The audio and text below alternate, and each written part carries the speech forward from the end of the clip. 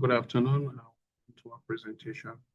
This afternoon, we are going to be discussing GPS Health Network, the 2023 Community Health Needs Assessment.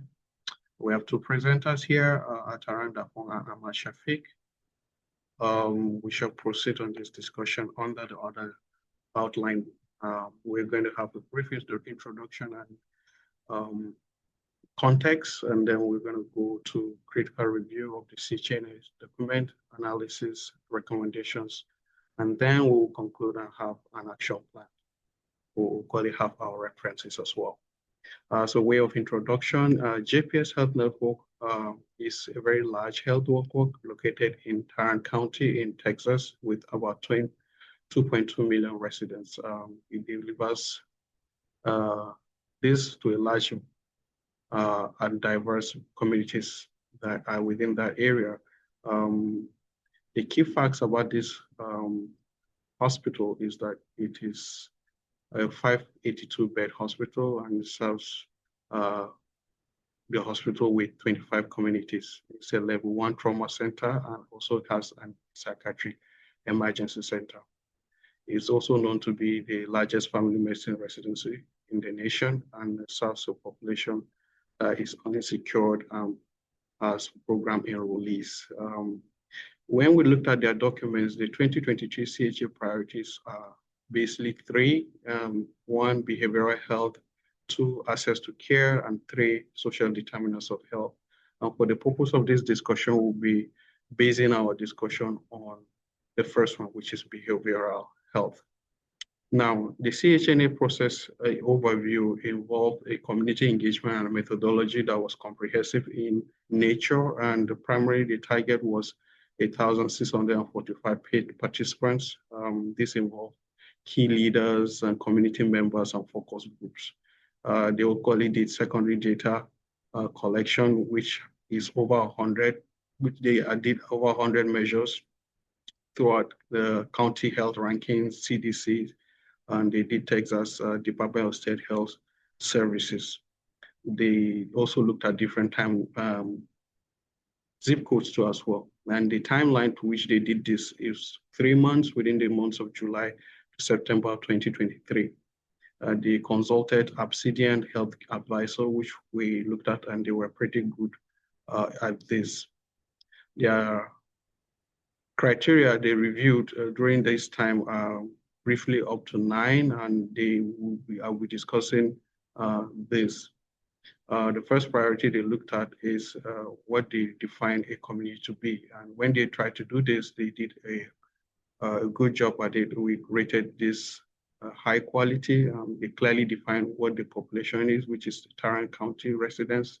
Like I mentioned earlier, 2.2 million of them. They did a comprehensive description of their demographics as well. 59.1% are non-white, while 29.9% are Hispanic. They equally did all the other things that included zip coding and mapping of the social demographics. The second thing they did was the partners and stakeholders involvement. It was a well done job they did there.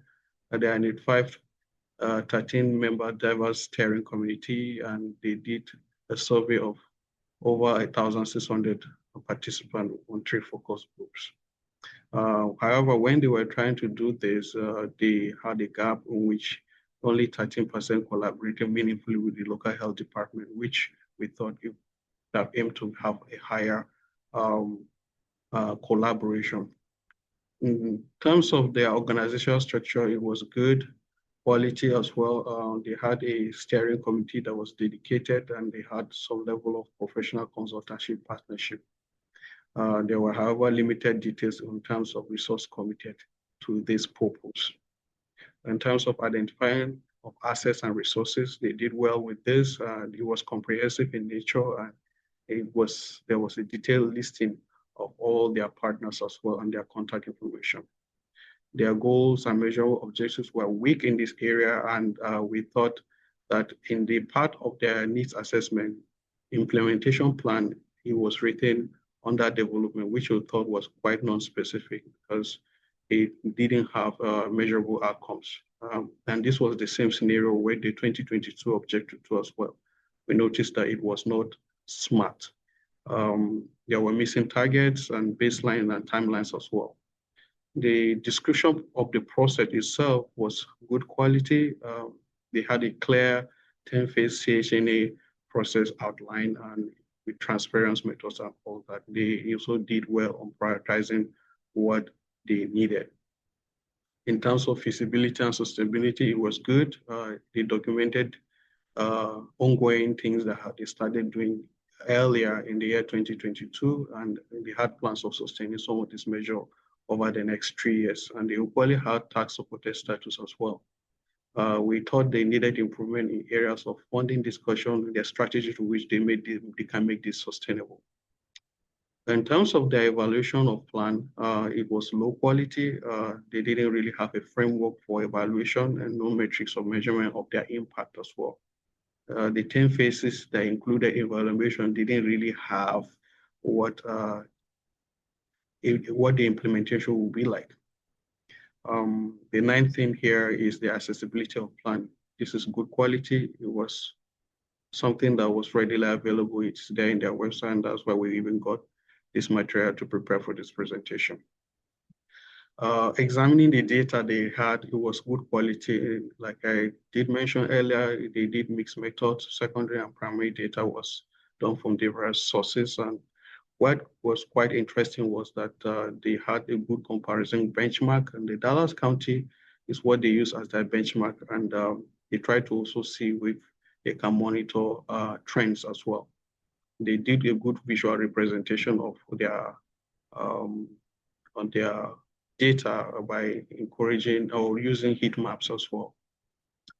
We thought they could improve in things like EHR data to be incorporated in this, which would give them more, and equally in terms of longitudinal outcome tracking, which will give a lot more like a continuous way of monitoring their outcomes, rather than having a static way of monitoring. We also thought that if they could partner with other people in the academic sector, like colleges or professors or departments like that, it could improve a rigorous analysis of the data which they have. Now, in terms of identification and prioritization, they did focus on 20 areas, and they divided these 20 areas into 6 categories. And these 5 categories, they have 5 prioritization factors. They consider the size and scope of their need. They consider the severity and intensity, feasibility and effectiveness, health disparities, and community importance. When it came to prioritizing the level of assignment, they tried to divide it into 3, with comparison with what they did with the other county in Texas. 5%. They saw the matrix and tried to categorize it as 5%. If 5% is worse than the benchmark to which they are looking at, and they categorize it as high, and if it is within 5%, the need is rated to be medium, and if it's 5% better than the benchmark, then the need is set to be low. The thing that we're going to look basically is the need with regards to behavioral health. And the overview of the problem is that this is a key thing in the environment of Atarang County. Based on the statistics available, 15% of them experience frequent mental health distress. And it is also noted that 20.7% of them are diagnosed with depressive disorder. And the problem here is that only 4.6% are able to visit mental health provider, and their suicide rate is quite high, 12.9 in 100,000 overall. And this is more common in men, in fact, 4 times more compared to the rate found in women. They equally have the issue with opioid crisis. Their opioid-related ED visits is placed at 44.7 per 100,000 compared to what is found in Texas, which was their benchmark, which is just 30.1 per 100,000. And there's also decrease in this demand for opioid use as well. What are the root causes of this problem with behavioral health? And it has been they try to categorize the problem as both national and local. And in the national, the factors that they identify are things that are related to effects following COVID-19 pandemic and things like self-isolation, grief, grief, and financial instabilities that came from it.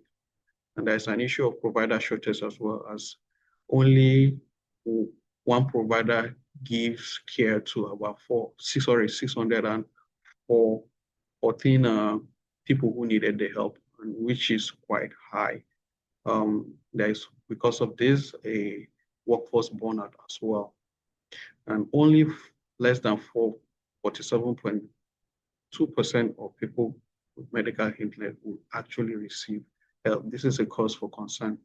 There is really local factors that impacted more to this, stigma for mental health. Some people could not afford insurance, and they have limited access to their services. There are equally disparities that are geographically relevant, and some zip codes are thought to have more of this, and some of the factors identify that some of them have um, no homes as well. When it comes to their action plan, JPS interventions were good quality. It was multi-clinic. Multi-clinic were tried to be situated in different parts with extended hours of the day just to serve a large majority of people with these needs. They equally instituted telehealth access, and they developed 2 new clinics in Las Vegas Trail and Southwest Medical Homes. They equally tried to extend psychiatric emergency services to and institute substance use initiatives and depressive management. There are action gaps, however, that have been identified. Despite the fact that they did make good strides in multiple levels of care for inpatient and outpatient, multiple approaches as well, they didn't have a very strong no suicide prevention program, even in the midst of high suicide rates. And the treatment gap didn't cut off the need for much of the people that needed it. And they didn't pay attention to much of the need that is seen in men compared to women. We could look at the problem of behavioral health. And they didn't put initially good use of the data that they got from the zip codes where there are disparities to see if they can situate hospitals close by there to get people that will have, to bring care to people that need them the most. Based on this, they try to have other things to review, and review of their evidence-based strategies were good as well. They try to key into most of the models that are seen elsewhere in the United States of America.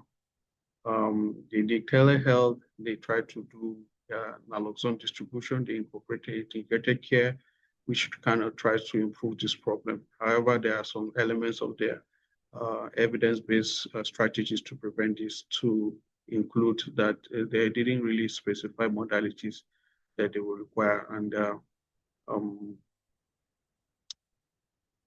there are limited preventive strategies as well. So most of these problems were tried to be sorted out by secondary and tertiary care.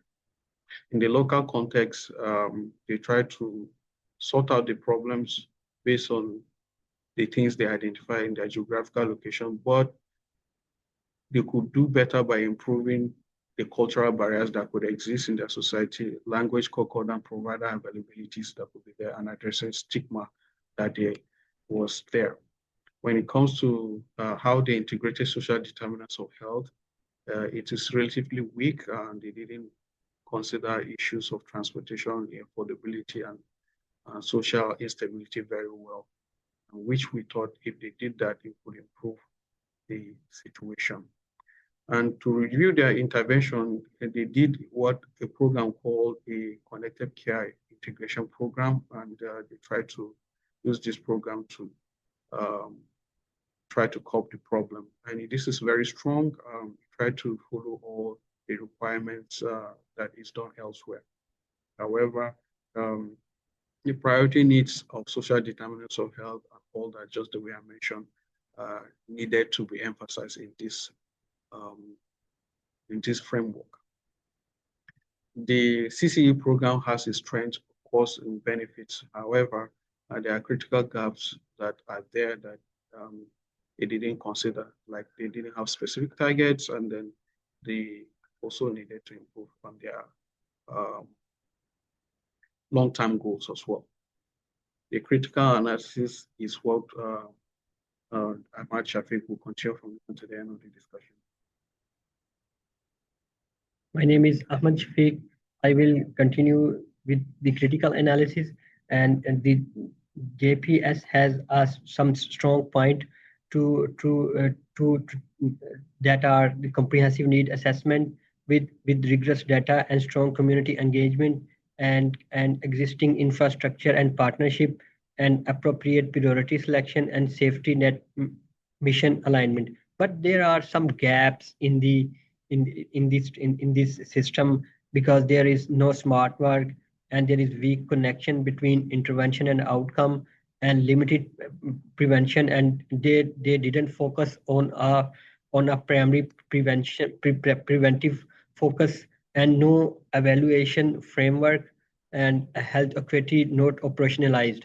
So these are some gaps in this JPS system. So uh, as regarding behavior health, so the positive and strong point is that they increase the capacity to treat patient, and so it increase up to the 24%, and so the PEC expansion address demand and evidence-based substances used for intervention, and so there is some work that are not addressed by the JPS in regarding the behavior health. It is the like the suicide rate is 12.9 out of 100,000 population, and there is the increase man to woman ratio in suicide because it is 4-to-1 ratio, and in some areas the prevalence of the suicide is increase. So but they don't focus on the targeted population, and so there it is a necessity for them to take the short term and long term goals to achieve this. So regarding the access to the care, so the positive and strong point are that they follow the concentrated care expansion program, and they mobilize the telehealth to treat the patient, and they expand their clinical timing, and they increase their workforce development and increase the residence. And regarding access to the care, the drawback are that there is no preventable hospitalization, and transportation minimally addressed, and specific care assessment not discussed, and no measurable target that are achieved. So regarding the social determinant of the health, the positive thing is that they mobilize the healthcare workers, and they work very well. And but the negative point is that they don't focus on the root cause. So like transportation is not addressed because the people have a difficulty to reach the to access to the healthcare system. And our recommendation is that if one zero suicide model is very famous. So this model was also followed by Henry Ford Health System. So they reduce their disease or and achieve their target up to the to 75%. So this model includes 7 components. So if JPS follow this model, they achieve a good result. But this model was not followed by this system. We have a recommendation to follow zero suicide, and there are some benefits of zero suicide. Why it is best system? because it close the it treat the gaps that are the weak points, and also it focus on a targeted population, and especially like man to woman ratio of suicide is 4:1, and so this system emphasized that to focus on a targeted population and improve the infrastructure, and have some key component that universal screening increase the identification for 40 to 50%, and safety planning reduce attempt 50%. And so if JPS follow this model, so it will be in the future it will be very helpful for this system. So for for zero suicide, they have the treatment to follow if this plan. So it has a three phases. For a first phase is foundation. It will take 1 year, and second phase is expansion. It will take a 2 year, and in this third phase it is the system wide. It includes all touch points and specialty, inpatient mobile and community partnership, and mean restriction and partnership and public awareness campaign. And in expansion model, it includes universal screening in all primary care and care pathway for each risk level. And for foundation, leadership commitment and baseline data collection, and it train pilot staff.